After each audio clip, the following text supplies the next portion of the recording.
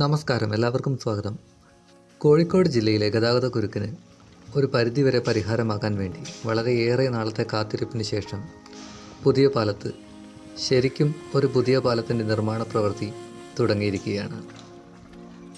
ഏകദേശം 40 വർഷത്തിലധികം പഴക്കമുള്ള പുതിയ പാലത്തുണ്ടായിരുന്ന ചെറിയ വളരെ ഇടുങ്ങിയ ഒരു പാലം അപകടാവസ്ഥയിലായതിനു ശേഷം പ്രദേശവാസികളുടെ എല്ലാം നിരന്തരമായ പ്രയത്നത്തിന് ശേഷം അങ്ങനെ പുതിയ പാലത്ത് പുതുതായി ഒരു പാലം നിർമ്മിക്കുന്ന പ്രവൃത്തി ആരംഭിച്ചിരിക്കുകയാണ്.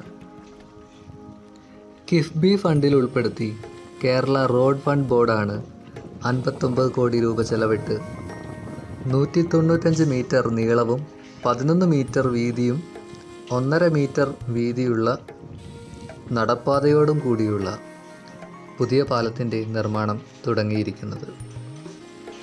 നിലവിൽ ഇവിടുത്തെ നിർമ്മാണ പ്രവൃത്തി കനോലി കനാലിന് കിഴക്കു ഭാഗത്തായി സ്പാനിൻ്റെ പില്ലറുകൾ വാർത്ത് ഒരു സ്പാനിന് മുകളിൽ പിയർ ക്യാപ്പ് നിർമ്മിച്ച് കൊണ്ടിരിക്കുന്ന നിർമ്മാണ പ്രവൃത്തിയാണ് നടന്നുകൊണ്ടിരിക്കുന്നത്. കനോലി കനാലിൻ്റെ ഇപ്പോഴത്തെ അവസ്ഥ വെച്ച് നോക്കുകയാണെങ്കിൽ കരിയോയിൽ ഒഴുകി വരികയാണോ എന്ന് വരെ തോന്നിപ്പോകും വിധമാണ് കനാലിൻ്റെ നിലവിലത്തെ അവസ്ഥ. ഈ പ്രദേശത്തെ നിർമ്മാണ പ്രവൃത്തിയാണെങ്കിൽ വളരെയേറെ മന്ദഗതിയിലാണ് നടന്നുകൊണ്ടിരിക്കുന്നത്. മന്ദമാരുതൻ തഴുകി ഉണർത്തുന്ന പോലെയാണ് ഇവിടുത്തെ നിർമ്മാണ സാമഗ്രികൾ ഉപയോഗിച്ച് ഇവിടുത്തെ തൊഴിലാളികളെല്ലാം തന്നെ ഇപ്പോൾ ഇവിടെ നിർമ്മാണം നടത്തിക്കൊണ്ടിരിക്കുന്നത്. മുൻപ് ഈ പ്രദേശത്തുണ്ടായിരുന്ന പാലത്തിൻ്റെ അവശേഷിപ്പുകളാണ് ഇപ്പോൾ ഈ കണ്ടുകൊണ്ടിരിക്കുന്നത്. ഇതിൻ്റെ മുകളിലുള്ള പാലം പൊളിച്ചു മാറ്റിയെങ്കിലും ഈ ഭാഗത്ത് പൂർണ്ണമായും പൊളിച്ചു മാറ്റിയിട്ടില്ല. അങ്ങ് ദൂരെ ആ കാണുന്നതാണ് പുതിയ പാലം അവസാനിക്കുന്ന ജംഗ്ഷൻ. ഇതിൻ്റെ നിർമ്മാണത്തിൻ്റെ ഭാഗമായി താൽക്കാലികമായി നിർമ്മിച്ചിട്ടുണ്ടായിരുന്ന ചങ്ങാടം ഇപ്പോൾ ഇവിടെ നടുവൊടിഞ്ഞ അവസ്ഥയിൽ വിശ്രമിക്കുന്നത് കാണാൻ സാധിക്കും. വളരെയേറെ മലിനമായി ഒഴുകുന്ന കനോലി കനാലിൻ്റെ അവസ്ഥ യഥാർത്ഥത്തിൽ വളരെ ശോച്യമാണ്. താൽക്കാലികമായി ഇരുവശങ്ങളിലേക്കും കടന്നു പോകാൻ വേണ്ടി പ്രദേശവാസികൾക്കായി ഒരു പാലം നിർമ്മിച്ചു വെച്ചിട്ടുണ്ട്. അതിലൂടെ ഇരുചക്രവാഹന യാത്രകളൊന്നും സാധ്യമാവുകയില്ല എങ്കിലും പ്രദേശവാസികൾക്കെല്ലാം തന്നെ ഇരുവശങ്ങളിലേക്കും വലിയ ബുദ്ധിമുട്ടില്ലാതെ കടന്നു പോകാൻ സാധിക്കുന്നതാണ്. വിദ്യാസമ്പന്നരെന്ന് സ്വയം കരുതി പോരുന്ന നമ്മളെല്ലാം തന്നെ ജലസ്രോതസ്സുകൾ മലിനജലം ഒഴുക്കിവിടാൻ വേണ്ടിയുള്ള ഒരു വഴിയാണ് എന്നാണ് തെറ്റിദ്ധരിച്ചിരിക്കുന്നത്. ആയതുകൊണ്ട് തന്നെ എവിടെയൊക്കെ പുഴയും കനാലും തോടുകളും ഉണ്ടെങ്കിലും അതിലേക്കെല്ലാം തന്നെ നമ്മളെല്ലാം മലിനജലം തള്ളി ആ തോടിൻ്റെ സ്വാഭാവിക വൃത്തിയും മനോഹാരിതയും ഇല്ലാതാക്കുകയാണ് ചെയ്യുന്നത്. ഇവിടെ നിങ്ങൾക്ക് ഇപ്പോൾ കാണാൻ സാധിക്കുന്നതാണ് ഇതിനു മുകളിൽ താൽക്കാലികമായി നിർമ്മിച്ചിട്ടുള്ള പാലത്തിൻ്റെ സ്ഥിതി. അത്യാവശ്യം നല്ല രീതിയിൽ തന്നെയാണ് ഇവിടെ താൽക്കാലികമായി ഇരുവശങ്ങളിലേക്കുമായി പ്രദേശവാസികൾക്കും സ്കൂൾ വിദ്യാർത്ഥികൾക്കും പ്രായമായവർക്കും സ്ത്രീകൾക്കും എല്ലാവർക്കും തന്നെ കടന്നു പോകുന്നതിനായി താൽക്കാലികമായി ഇവിടെ പാലം നിർമ്മിച്ചിട്ടുള്ളത്. ഈ പ്രദേശത്ത് നടന്നു പോകുന്ന സമയത്ത് ഈ പ്രദേശത്തുകൂടെ സഞ്ചരിക്കുന്ന സമയത്ത് വളരെയേറെ ദുസ്സഹമാവുന്ന രൂക്ഷഗന്ധമാണ് ഈ പാലത്തിന് അടിയിലൂടെ ഒഴുകുന്ന കനാലിലെ വെള്ളത്തിൻ്റെ അവസ്ഥ. ഇവിടെയെല്ലാം പാലം നിർമ്മിക്കുന്നതിന് ആവശ്യമായി വലിയ ഇരുമ്പ് വളയങ്ങൾ ഇവിടെ നിരത്തിയിട്ടിരിക്കുന്നത് കാണാൻ സാധിക്കുന്നതാണ്. മലിനമായി കിടക്കുന്ന ഈ കനാലിലെ വെള്ളത്തിനെ ഉപമിക്കുകയാണെങ്കിൽ താൽക്കാലികമായി ഈ പ്രദേശത്തെ ഒരു സ്വകാര്യ ആശുപത്രിയിൽ ശസ്ത്രക്രിയയ്ക്ക് മുന്നോടിയായി രോഗികളെ ബോധം കെടുത്താൻ ഉപയോഗിക്കുന്നത് ഈ പരിശുദ്ധമായ അല്ലെങ്കിൽ പവിത്രമായ ഈ കനാലിലെ വെള്ളം ഉപയോഗിച്ചാണ് എന്ന് പറഞ്ഞാൽ തന്നെ അതിൽ വലിയ അതിശയോക്തി തോന്നാനിടയില്ല. അത്രയേറെ ദുസ്സഹമായ ഗന്ധമാണ് ഈ കനാലിലെ വെള്ളത്തിലെ നിലവിലത്തെ അവസ്ഥ. ഏതാണ്ട് പച്ചക്കോഴിമുട്ടയെല്ലാം കുറച്ച് നാൾ സൂക്ഷിച്ച് കേടായതിനു ശേഷം അത് നിർഭാഗ്യവശാൽ ശ്വസിക്കേണ്ടി വരുന്ന അവസ്ഥ എന്ന് വേണമെങ്കിൽ പറയാം.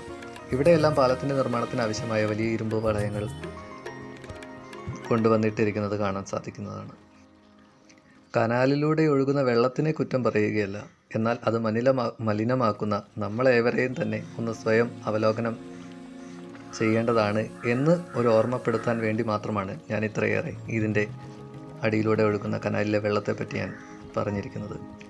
ഇവിടെ പാലത്തിൻ്റെ നിർമ്മാണത്തിൻ്റെ പുരോഗതിയുടെ ഭാഗമായി പില്ലറുകൾ വാർത്തിരിക്കുന്നത് കാണാൻ സാധിക്കുന്നതാണ്. യഥാർത്ഥത്തിൽ ഒരു പില്ലറിന് മുകളിൽ മാത്രമാണ് പിയർ ക്യാപ്പ് നിർമ്മിച്ചു കൊണ്ടിരിക്കുന്നത്. പ്രത്യേകിച്ച് എടുത്തു പറയേണ്ട ആവശ്യമില്ല. വളരെയേറെ മന്ദഗതിയിലാണ് ഇവിടുത്തെ നിർമ്മാണ പ്രവൃത്തി ഇപ്പോൾ പുരോഗമിച്ചുകൊണ്ടിരിക്കുന്നത്. പഴയ പാലം ഉണ്ടായിരുന്ന സ്ഥലത്തെ കോൺക്രീറ്റ് കഷ്ണങ്ങൾ എല്ലാം മാറ്റിയിട്ടിരിക്കുന്നതായിട്ട് ഇവിടെ കാണാൻ സാധിക്കുന്നതാണ്. വളരെയേറെ പരിതാപകരമായി ഒഴുകുകയാണ് കനോലി കനാൽ. ഈ കനാൽ നവീകരിച്ചെടുത്ത് ഇതിലൂടെ ബോട്ട് സർവീസ് നടത്താൻ സാധിക്കുമെങ്കിൽ അത് വളരെ വലിയൊരു ഉപകാരമായിരിക്കും. ഗതാഗതക്കുരുക്ക് അനുദിനം വർദ്ധിച്ചു വരുന്ന കാലഘട്ടത്ത് ഇതിലൂടെ ദീർഘദൂരം തന്നെ ബന്ധിപ്പിച്ചിരിക്കുന്നതിനാൽ ബോട്ട് സർവീസ് വേണമെങ്കിൽ നടത്താവുന്നതാണ്. അതിനെല്ലാം ഭാവനാപൂർണമായ അധികാരികളും ഒപ്പം അത് നടത്താൻ തയ്യാറായി വരുന്ന സംരംഭകരും മുന്നോട്ട് വരേണ്ടതാണ്. മാത്രവുമല്ല, എന്തൊക്കെ സംരംഭങ്ങൾ പുതുതായിട്ട് വന്നു കഴിഞ്ഞാലും അതിനെല്ലാം ഒരു പോസിറ്റീവ് ചിന്താഗതിയോടുകൂടി എല്ലാവരും കാണുകയാണെങ്കിൽ അതെല്ലാം വിജയം കൊള്ളാനാണ് സാധ്യത. കനോലി കനാലിൻ്റെ പടിഞ്ഞാറ് വശത്തായി 2-3 പില്ലറുകളുടെ പ്രാരംഭ നിർമ്മാണ പ്രവൃത്തികളാണ് ഇവിടെ നടന്നിട്ടുള്ളത്.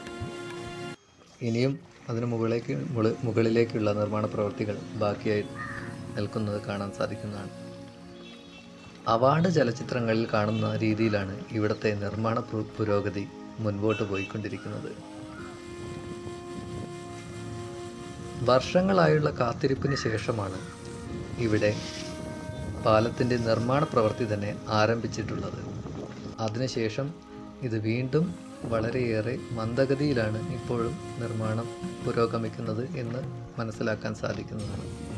ഈ പുതിയ പാലത്ത് വീണ്ടും പുതുതായി ഒരു വലിയ പാലം പൂർത്തിയാകുന്ന സമയത്ത് റെയിൽവേ സ്റ്റേഷൻ, പാളയം, MCC ബാങ്ക് തുടങ്ങിയ സ്ഥലങ്ങളിൽ നിന്നും Kozhikode Mavoor road, Puthiyara jail road എന്നീ വഴികളിലൂടെയൊന്നും അല്ലാതെ തന്നെ നേരിട്ട് മാങ്കാവ്, മിംസ് മുതലായ ഭാഗങ്ങളിലേക്ക് എത്തിച്ചേരാൻ സാധിക്കുന്നതാണ്.